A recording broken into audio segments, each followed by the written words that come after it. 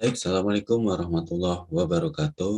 Rekan-rekan sekalian, pada hari ini kita menuju ke materi pembahasan soal manajemen pada tryout yang ketiga. Baik, kita langsung pada pembahasan soal. Ya, seperti biasa kita mulai dari melihat dari struktur jawabannya dulu, karena tujuannya kita untuk mengerjakan soal ini adalah memilih jawaban. Pada soal nomor 1 ini tidak ada istilah yang membutuhkan definisi khusus atau pemahaman khusus, sehingga kita langsung bisa mengerjakan soal ini. Nah, pada kasus seorang pasien laki-laki akan menjalani tindakan operasi sebelum memberikan obat-obatan premedikasi, perawat menanyakan nama dan tanggal lahir pada pasien tersebut. Setelah memastikan kesesuaian, maka perawat memberikan premedikasi tersebut. Kemudian, sasaran keselamatan pasien manakah yang dilakukan oleh perawat. Nah, sehingga pada kasus ini kita diminta untuk mengidentifikasi mana sih poin yang dikerjakan oleh perawat. Nah, di sini ada kasusnya adalah perawat sedang melakukan upaya menanyakan nama, tanggal lahir pada pasien tersebut. Sehingga sesuai dengan 6 sasaran keselamatan pasien, yaitu jawabannya paling tepat adalah pada poin A. Ya, jadi pada poin A ini pasien ditanyakan, dicek identitasnya. Nah, selanjutnya kita ke nomor 2. Nah, pada nomor 2 ini juga sama, tidak ada istilah tertentu pada pilihan jawaban A sampai E. Kita langsung pada kasus. Seorang perawat primer di ruang anak menelpon dokter penanggung jawab untuk melaporkan hasil pemeriksaan darah lengkap pasien, di mana trombosit pasien mengalami penurunan yaitu 4.000 sel per milimeter kubik. Dokter memberikan instruksi untuk pencegahan terhadap perdarahan. Perawat menerima instruksi tersebut, apa yang dilakukan perawat selanjutnya sebagai bentuk komunikasi yang efektif. Nah, sehingga sesuai dengan komponen komunikasi efektif apabila melalui komunikasi tidak langsung melalui jalur telepon, maka wajib melakukan prosedur TBK, tulis baca konfirmasi, sehingga apabila telah menerima suatu instruksi yang sifatnya komunikasi tidak langsung melalui telepon, maka yang pertama dilakukan adalah menulis pada catatan perkembangan pasien. Yang kedua, setelah ditulis dibacakan, dan yang ketiga dikonfirmasi saat dokter melakukan visit. Nah, sehingga kita di sini sesuai dengan langkah yang pertama, yaitu menuliskan atau menulis lengkap instruksi dokter pada buku rekam medis, yaitu pada catatan perkembangan pasien. Baik, pada soal nomor 3. Ruang rawat anak memiliki klien dengan total care 3, partial care 6, dan minimal care 9. Jumlah tempat tidur yang tersedia adalah 40 bed. Berapakah bornya? Sehingga bor adalah jumlah bed terisi dibagi bed tersedia, kemudian dikali 100%. Ya, ini adalah rumus yang digunakan untuk menghitung bornya. Nah, sehingga kita bisa cek berapa yang terisi. Yang terisi adalah 3 ditambah 6, 9, 9 ditambah 9, 18.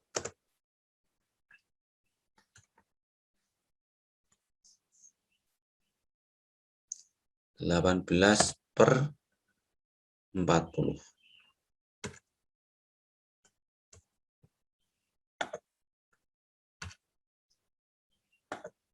Dikali 100%. Sama dengan 45%. Nah,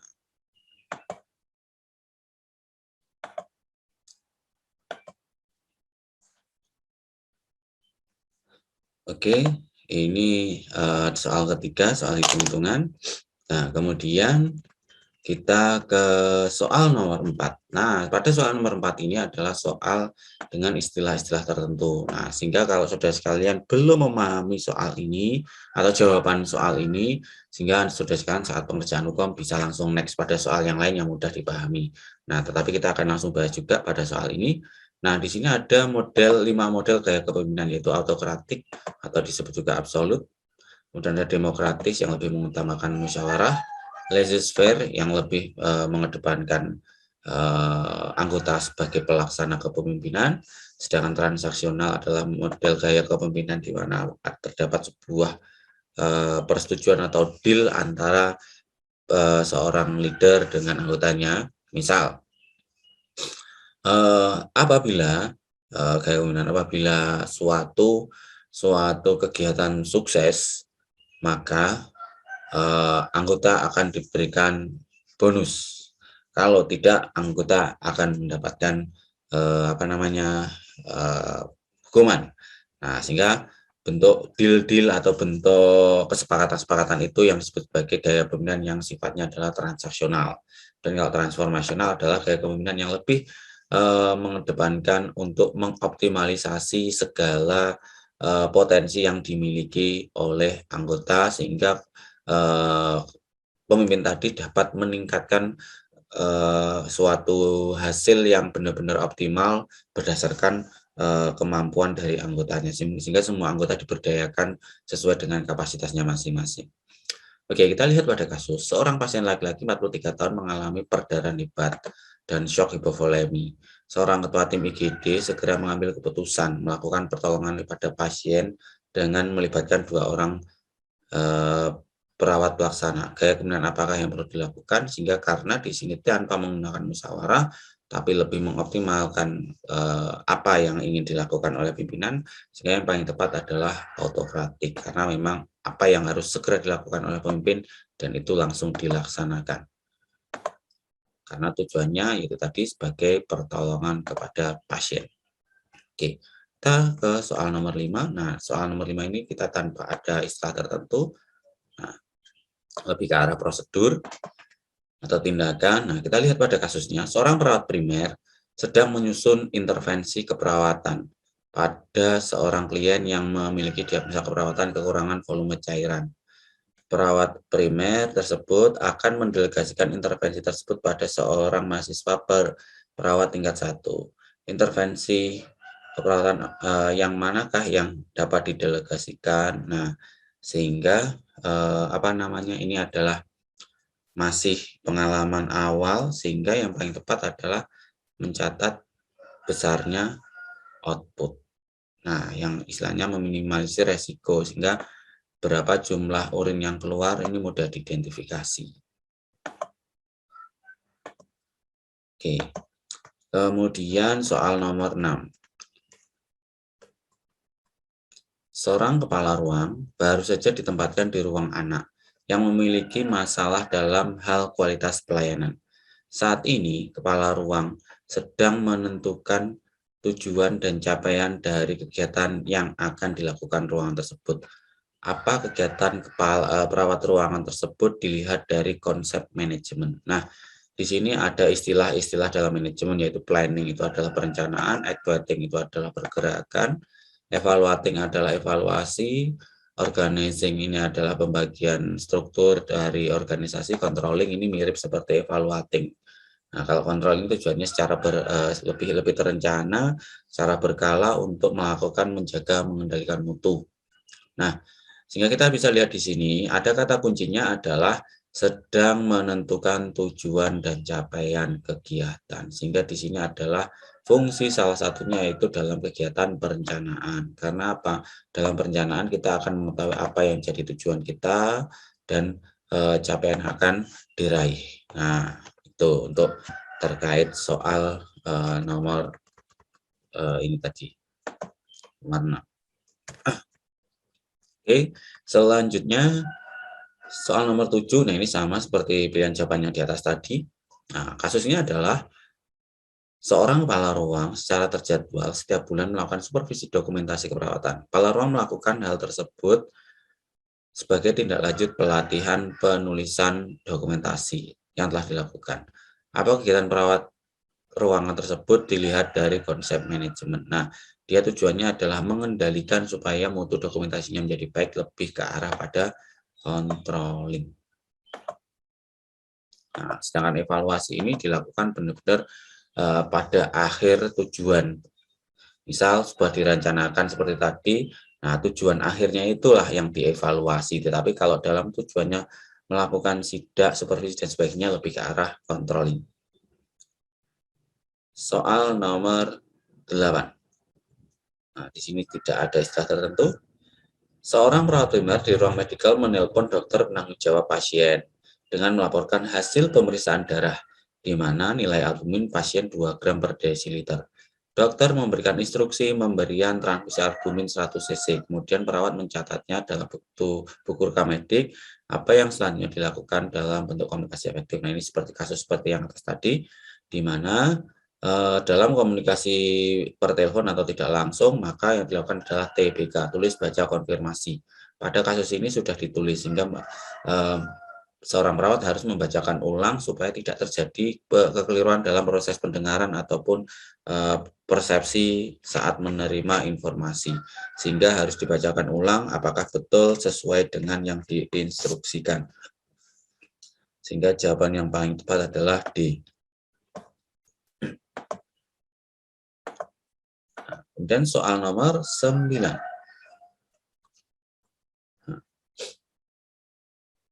Jumlah pasien di ruangan, jadi ini ada soal hitungan lagi. Jumlah pasien di ruang bedah 3 bulan terakhir sebanyak 125. Kepala ruang melakukan pencatatan setiap hari. Dalam kurun waktu tersebut, 100 pasien yang terpasang IV line atau memakai IV line, dan terdapat 10 pasien yang flebitis. Jumlah pasien setiap bulannya rata-rata 40 pasien. Pada bulan Januari terdapat 5 kejadian flebitis. Berapakah angka kejadian flebitis dalam 3 bulan? Nah, di sini memang kita harus benar-benar mengidentifikasi kasus. Nah, yang ditanyakan adalah angka kejadian flebitis 3 bulan tersebut. Nah, sehingga flebitis itu dihitung berapa pasien yang terpasang IV line dibagi yang mengalami flebitis pada waktu tersebut. Nah, kita ditanya 3 bulan. Sedangkan di sini hati-hati ada pengecoh, ada 5 Januari pada bulan Januari, sedangkan yang ditanyakan 3 bulan. Nah, sehingga dalam waktu kurun 3 bulan adalah ini datanya. Nah, sehingga 10/100 adalah 10%. Ada istilah tertentu sehingga kita langsung pada kasus, yaitu perawat primer sedang melakukan persiapan pulang pada seorang pasien postpartum. Perawat primer meminta bantuan pada perawat asosiat untuk mempersiapkan pasien pulang. Perawat asosiat yang diminta bantuan adalah perawat baru dan baru bekerja 1 minggu. Tindakan apakah yang didelegasikan pada perawat asosiat? Nah, pada kasus ini pilihan-pilihannya pertama mengajarkan payudara, berarti butuh skill khusus. Kemudian melepaskan gelang, nah ini suatu yang sifatnya mungkin mudah, lebihan. Kemudian mendemonstrasikan cara pawatan tali pusat, membuat edukasi mengenai nutrisi, dan yang menjelaskan obat-obatan. Nah, paling tepat karena dia perawat baru, kita bisa delegasikan ini. Kemudian soal nomor 11. Nah, kita langsung pada kasus karena tidak ada istilah tertentu pada pilihan jawaban. Seorang dokter penanggung jawab pasien melakukan visitasi kepada pasien. Dokter kemudian menuliskan resep obat dan pasien mendelegasikan perawat untuk memberikan obat tersebut. Apakah yang dilakukan selanjutnya? Ini adalah berupa prosedural. Nah, setelah mendapatkan resep obat, maka resep tadi harusnya adalah disampaikan kepada pasien dan keluarga.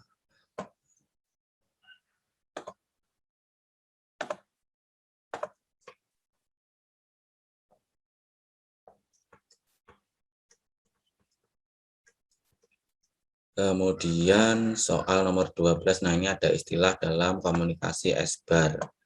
Nah, kita lihat perawat di ruang medikal melakukan timbang terima dari shift pagi ke shift siang.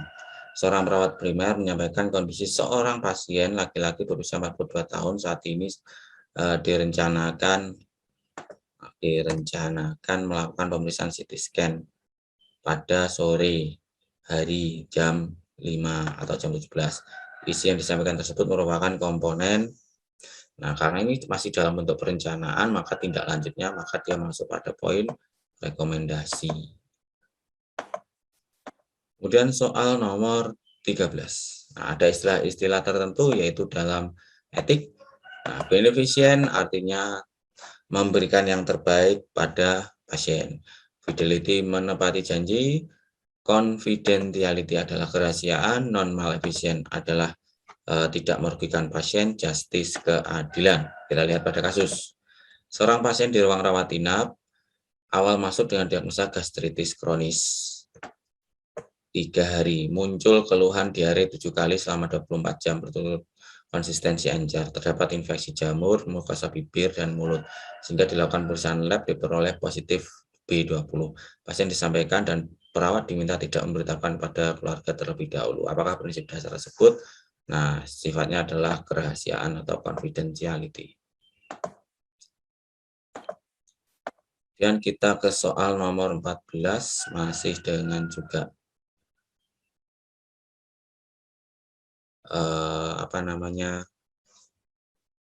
soal etik. Seorang pasien menolak dilakukan pemeriksaan VT oleh dokter pria. Dia menginginkan pemeriksaan oleh seorang bidan dan hasilnya baru dilaporkan ke dokter. Apakah prinsip etik yang terjadi pada kasus? Nah, kita menghormati hak pasien, maka dipilih autonomi. Nah, kemudian soal nomor 15 yang terakhir. Perawat A melakukan komunikasi lewat telepon pada dokter tentang kondisi gawat pasien. Mendapatkan rekomendasi diberikan terapi dan observasi setiap jam sampai kondisi pasien tanda vitalnya stabil. Agar tidak jadi kesalahan pemberian tindakan, perawat A telah mencatat dan membacakan ulang pada dokter yang memerintahkan. Apakah selanjutnya yang harus sesuai panduan komunikasi efektif? Maka meminta konfirmasi saat dokter visit pada pasien. Nah, baik, itu tadi adalah beberapa pembahasan. Apabila ada hal yang ingin ditanyakan, silakan ditulis pada kolom komentar. Terima kasih, sampai ketemu kembali.